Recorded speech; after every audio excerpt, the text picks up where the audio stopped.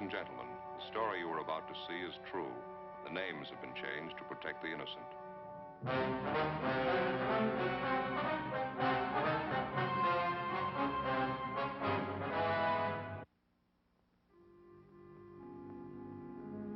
This is the city.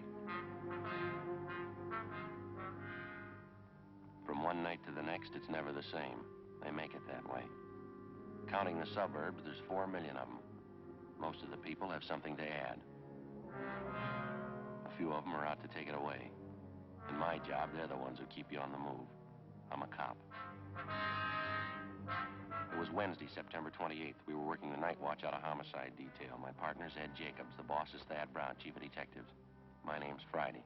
It was 11:48 p.m. when I got back from the crime lab. The call came in a few hours before. An attractive blonde secretary was found beaten to death in a downtown office building. A length of steel pipe wrapped in heavy paper was on the floor beside her. There was no trace of the killer, no apparent motive for the killing. For every murder, there's at least one of each. We had to find him.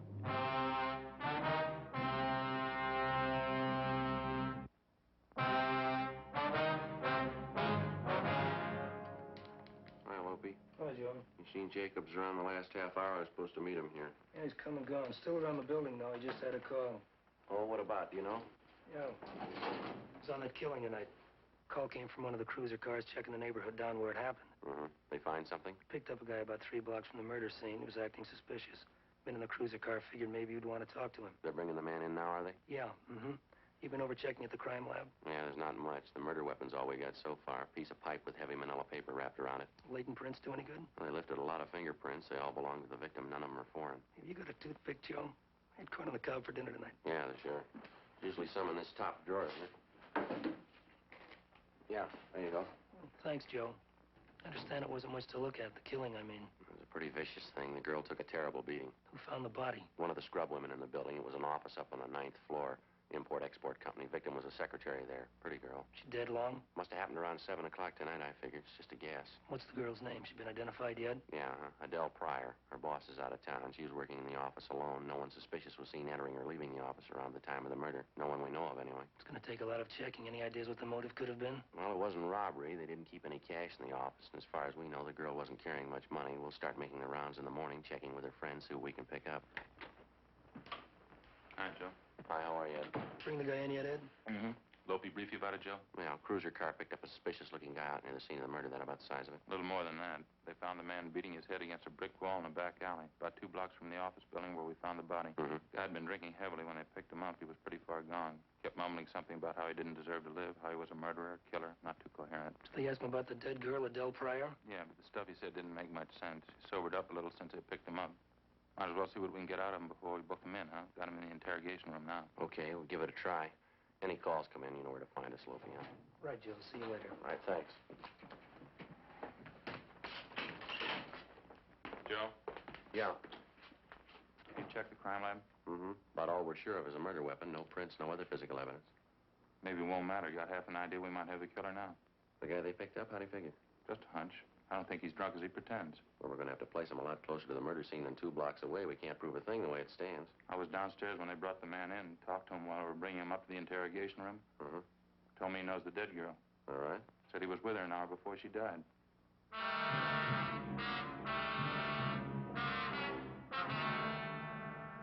Thorough investigation of the murder scene by the crime lab failed to turn up anything in the way of leads. They knew they had the murder weapon, and that was all. The deputy coroner arrived and removed the body to the county morgue for posting.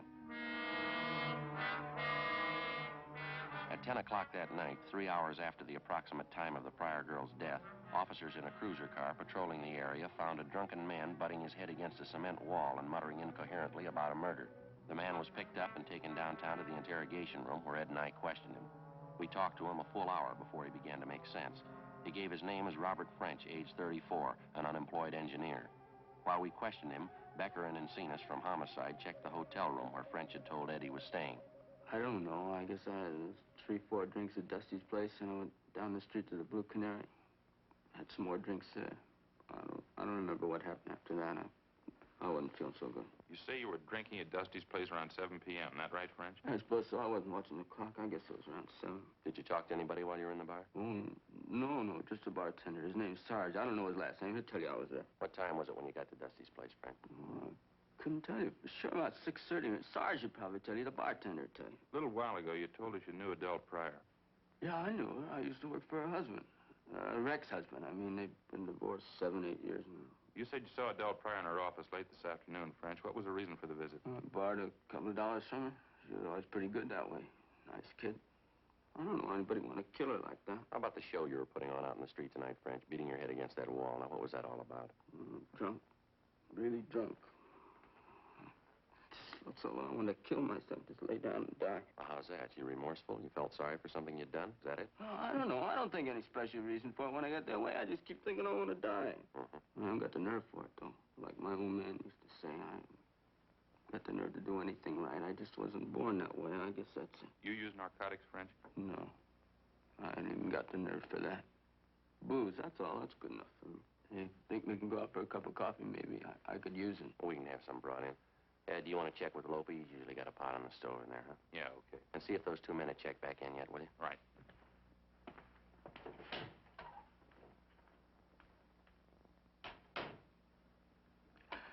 Appreciate it, Sergeant. Sure gonna be mean when this booze wears off. I'd like to ask you a little more about the Pryor girl, French. Just how well did you know her? Not too well. I guess I used to see her maybe once a month. Up there at her office? Yeah, that's right. Nice girl. Whenever I was broke, I could always depend on her for a couple of bucks. I liked her. Nice person. Did you ever go out with her? Oh, no, never did. No romance stuff. I didn't like her that way. She was a good person. We got along okay. Want a cigarette? No, thanks. Mouth's full of cotton already. How about this business of Adele Pryor lending you money? She think quite a bit of you, did she? Well, I did her a couple of favors once when I was working for her husband, and she was still married to him. She was going out with a guy she liked on the side. She was out with this guy once. I saw them together, and she asked me not to say anything, so I didn't. Before she got a divorce, I used to cover up for her all the time. She never forgot it, I guess. How about when you saw her in her office tonight, French? How'd she seem to you, all right then? Yeah, same as ever. I asked her if she could lend me a $5. She did, and I left. It was about 6:15, I guess. Was there anyone else in the office when you left? Yeah. There was a guy waiting in the little reception room there. I don't know who he was. You remember what he looked like? Yeah, a little taller than I am, I guess. My age, had a gray suit on, black hair, kind of dark complexion. I didn't take a good look at him, no. You think you'd know him if you ever saw him again? I'm not sure. Maybe I would. He had a medium build. I think maybe I knew him. You say he was waiting in the reception room when you left, huh? Yeah. When I walked out, he got up and started in the office. That's the last I saw him. What was that? I said that's the last I saw him. Joe, see you a minute? Yeah. Yeah. Beckner and Encinas have checked in. Just got back from going over French's hotel room. What'd they find? White shirt, pair of brown shoes, pair of dark trousers. What about them? Bloodstains on all of them.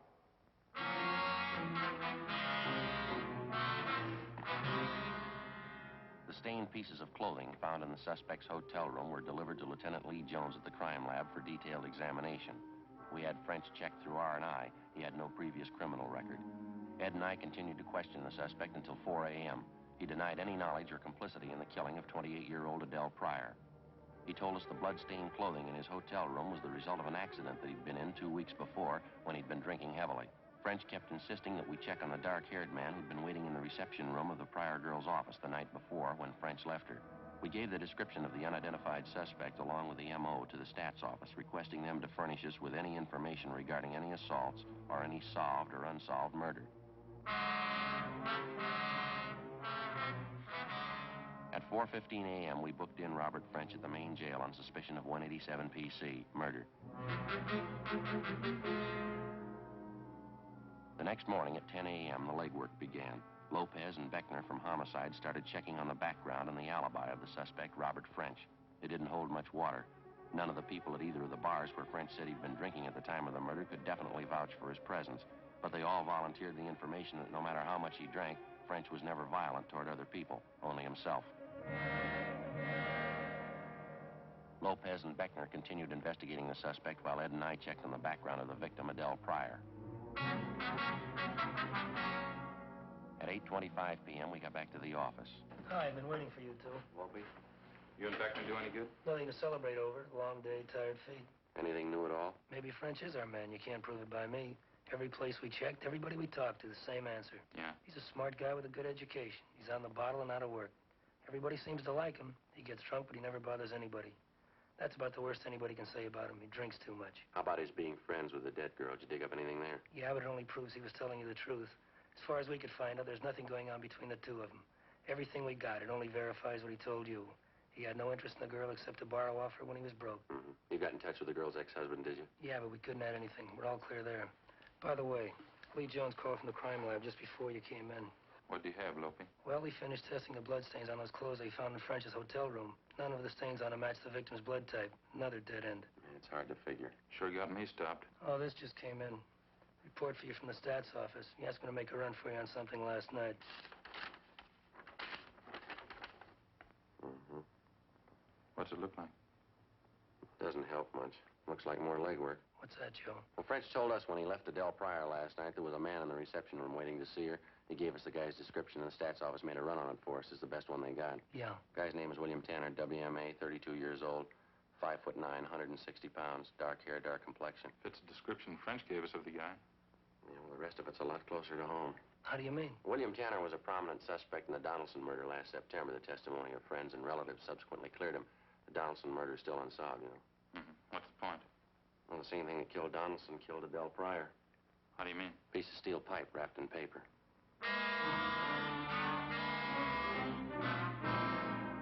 To the working detective assigned to examine a criminal case, the element of coincidence, when it occurs, generally serves to complicate any investigation. Toward the solution of the crime, coincidence may mean a lot or it may mean nothing. In any event, it can't be dismissed.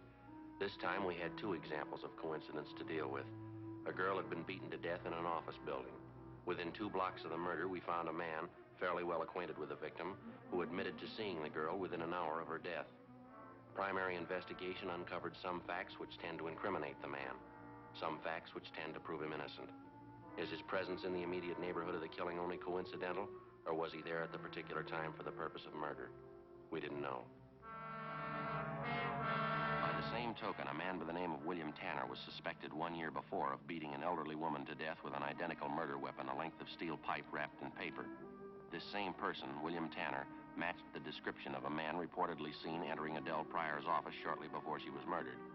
Tanner also had a criminal record of 1 conviction for assault. Maybe it was a lead, maybe it was nothing. It had to be checked out. We showed Tanner's mugshot to our first murder suspect, Robert French, but he failed to identify it. When we found that William Tanner had moved from his last known address, we checked with his next of kin, his brother, Martin Tanner. He was with the city fire department. We found him on duty at the neighborhood fire station on Norwich Avenue. No, I'm afraid not, Sergeant. Haven't seen my brother Bill in 3 weeks now. If he's not at his apartment, I couldn't tell you where to find him. We tried the last address we had on him. He wasn't there. 8625 Norman Road. Oh, no, I moved out of there 6, 7 months ago. Got his new address in my locker upstairs. I can give it to you before you go if you want. We'd appreciate it, yeah. What's the boss, Sergeant? My brother in some kind of trouble again, I guess, huh? Just a routine check. You sound like you almost expect your brother to be in trouble, Tanner. Tell you the truth, I guess I do. Don't know what's happened to Bill. Excuse me a minute. No, it's not our call. How would you mean that, Tanner? What's happened to your brother? Tell you the truth, I don't know. Bill and I used to live together with our mother. Ma died about 2 years ago. I don't think Bill ever really got over it. He was a lot closer to Ma than I was. I see. After she died, he drank quite a bit for a while, and he tried women, lots of them. After that, he seemed to turn to religion. At first, we thought that'd help, and it would have, too, except that he's an odd guy. Finds a way of distorting the Bible. Seems to go to extremes, that kind of thing. Do you know any of your brother's close friends by any chance? Oh, a few of them, I guess. I've been over to Bill's apartment from time to time the last couple of months. He's introduced me to a few people. Mm-hmm. Do you know any of his women friends? Yeah, I do. 2 or 3 of them. How about the name Adele Pryor? Mean anything to you? Would she be kind of a pretty girl? Blonde hair, nice clothes? Yeah, that's right. Have you met her, Tanner? Yeah, Bill had me meet her once. Seemed to like her quite a bit. Why? Was he pretty serious about her, or would you know that? Yeah, he was serious about her, all right. He told me that. I don't think it worked both ways, though. Looked to me like she was playing the field. Bill took it way too serious. How do you mean, Tanner? Well, they went together steady for a while, and they broke it up. She did, I mean. Mm-hmm. How'd your brother take that? Not so good. I remember the night about a month ago. Never saw Bill like that before. Real bad shape. Wasn't drinking either. That's so? Never saw Bill like that in my life. Like what, Tanner? Off his head. He could have gone out and killed the girl.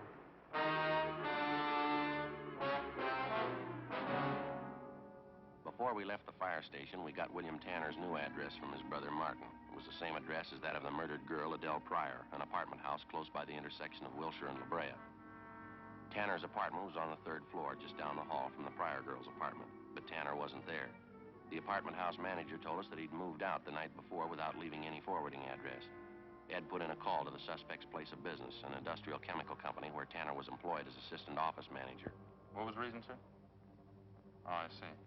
Uh-huh. Yeah. Well, thank you very much, sir. We'll be checking with you later. Bye. What'd he say? Tanner left yesterday, quit without giving notice. Told him he had a better job lined up. Where? South America.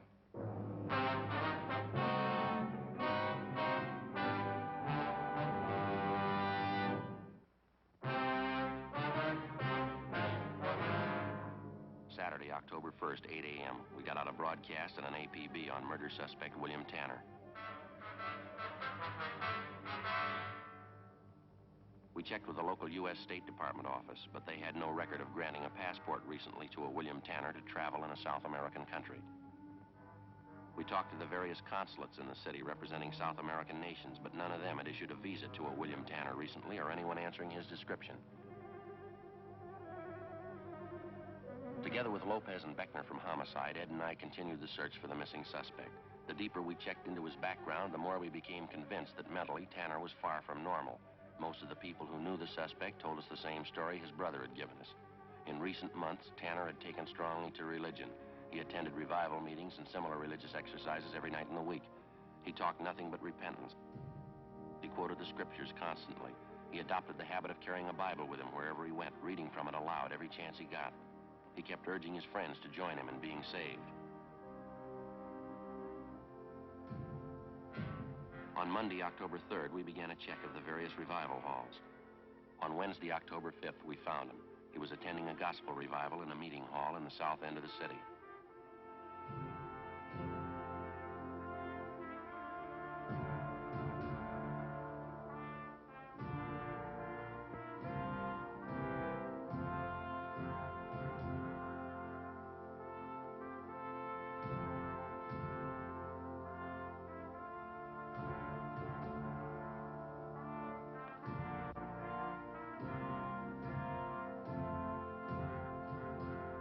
He told us he had a room in a small hotel directly above the meeting hall, but he seemed reluctant to take us up there.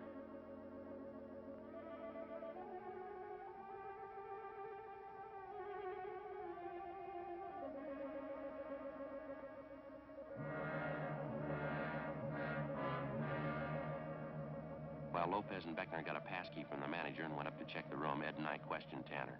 I was sorry to hear about Adele, what happened to her. It's a terrible thing, isn't it? Yes, sir. We understand you knew Adele Pryor fairly well, Mr. Tanner. That correct? Yes, that's correct. I liked her quite a bit at one time. We used to see a lot of each other. I was engaged to her, you know. How is it you never married Tanner? Did she break off the engagement? Oh, no. I was lucky. I found out in time. I broke off with her. What do you mean you found out in time? What'd you find out? I found the truth, Sergeant, the everlasting word. For know this and understand that no unclean person or covetous one has any inheritance in the kingdom of Christ and God. For these have given themselves up in despair to sensuality, greedily practicing every kind of uncleanness. Do not then become partakers with them. That's the everlasting word, Sergeant. The holy book. Yes, sir, but I'm not quite sure I follow you. Open your eyes and ears to the everlasting word, and you will know and understand all things. It's very simple, officer. I don't want to say anything uncharitable about her. Adele wasn't for me. I'm glad I found out in time, that's all. When's the last time you saw her, Tanner? You remember? No, I don't. Not exactly. I think I saw her a week or so before it happened, before they found her dead. Where was it you saw her? How's that? I say, where was it the last time you saw her? On the street. It was downtown somewhere. I passed her on the street. You used to live in the same apartment house she did, isn't that right? Right down the hall from her? Yes, I did. Why? And for a full week, you didn't happen to see the Pryor girl around the apartment building at all? No, that's right. When I broke off with Adele, that was it. I had no reason to see her anymore. It's not too clear, Tanner. It doesn't jive with what we've been told about you and the Pryor girl. Well, they're lies, of course. I suppose you know that. Adele was a beautiful girl, very beautiful. A lot of men she knew were jealous of me. Well, now, the way we understand it, Tanner, you never did break off with Miss Pryor. You were going around with her, and you were seen with her right up to the day of her death. Well, that's certainly a lie. I can prove that. As soon as I found out about Adele, that was weeks before she was killed. As soon as I found out, that was the end. I broke off with her right away. I'd like to know what you're referring to, Tanner. You found out what? Adele. She was one of those. What? Well, I'm sorry, she was. A sinner. I almost went out of my mind when I found out she knew it was wrong. She must have known. It's right there in the book for anybody to read. Do not let sin reign in your mortal body so that you obey its lusts. What are you trying to tell us? It was terrible. She sinned all the time. She committed terrible sins. Come on over to the side there with me. I can tell you all about her. I'd just as soon nobody heard us. Sure, go ahead.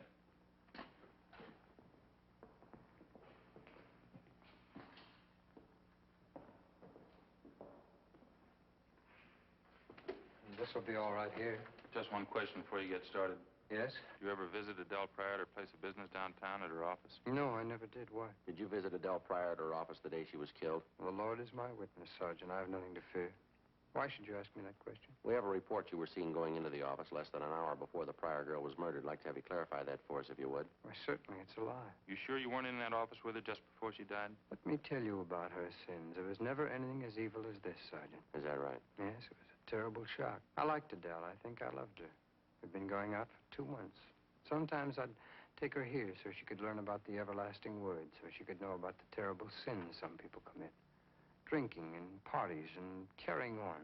Things that no one should do, especially girls like Adele. Beautiful girl. How can you be sure she was doing anything wrong, Tanner? Do you have any real proof of it? Everything, Sergeant. Just knowing she was sinning against the Lord. Did you know of any of the other men she went out with? They were sinful, I knew that. They only liked Adele because she was beautiful. Did you know any of the men? Did you know for a fact there was anything wrong? I knew everything, Sergeant. She was a beautiful girl, and I thought she was a woman of the Lord, and I wanted her for my wife. But she gave in to sin. I guess that's her business, Tanner, how she lived. We're trying to find out how she died. Well, just let me tell you about it. I'd lie there in the dark in my room upstairs and wait to hear her come in down the hall. It was always late. 2 and 3 o'clock in the morning, I'd hear her come in. Well, you still haven't told us, Tanner. What about the men she went out with, the Pryor girl? Slaves of the devil, every one of them. All right, you want to tell us, mister, how about it? Is that what made you do it? Oh, wait a minute. You don't wait to listen. You say, made me do it. Made me do what? I think you know what I mean, Tanner. You want to tell us now? It's a terrible thing, all this sin around us. It's a grave thing, the whole world. There's not one just man. There is none who understands. There is none who seeks after God. There's none who does good. No, not even one. Their throat is an open sepulchre, and with their tongues they have dealt deceitfully. The venom of asps is beneath their lips. Their mouths are full of cursing and bitterness. Destruction and misery are in their ways, and the path of peace they have not known. There is no fear of God before their eyes. No fear of God. Well, yes, sir. We'd still like an answer to our question. Maybe we could talk it out a little better downtown. The wisdom and the knowledge is here and now. I knew Adele and her terrible sins. They had to be paid for. Adele had to pay for every one of them. You want to get to the point, mister. Now, what is it? What are you trying to tell us? The grace of our Lord Jesus Christ and the charity of God and the fellowship of the Holy Spirit be with you all. Amen. She sinned and she died. Yeah. In the name of God, in the name of our Lord. Amen. I killed her.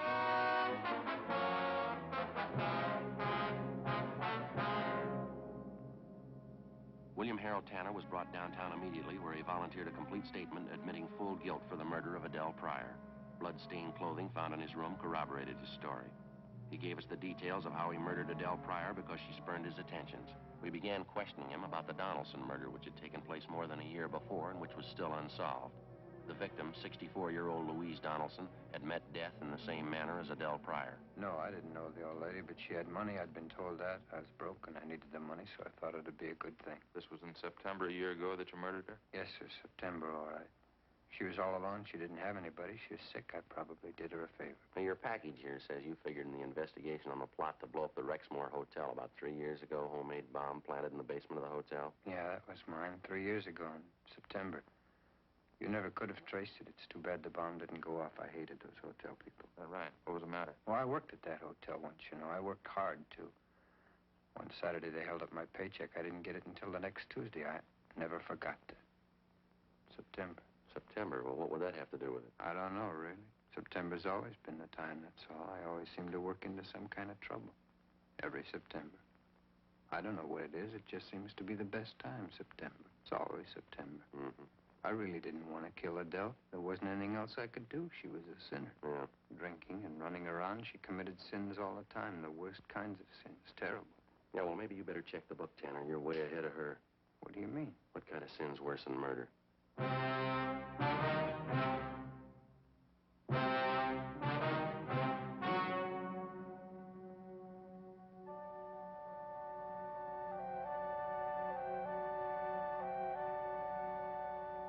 On January 10th, trial was held in Superior Court, Department 87, City and County of Los Angeles, State of California.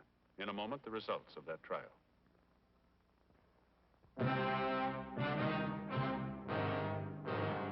The suspect was examined by 3 psychiatrists appointed by the state and found to be sane at the time of the murders. He was tried and convicted of first-degree murder, 2 counts.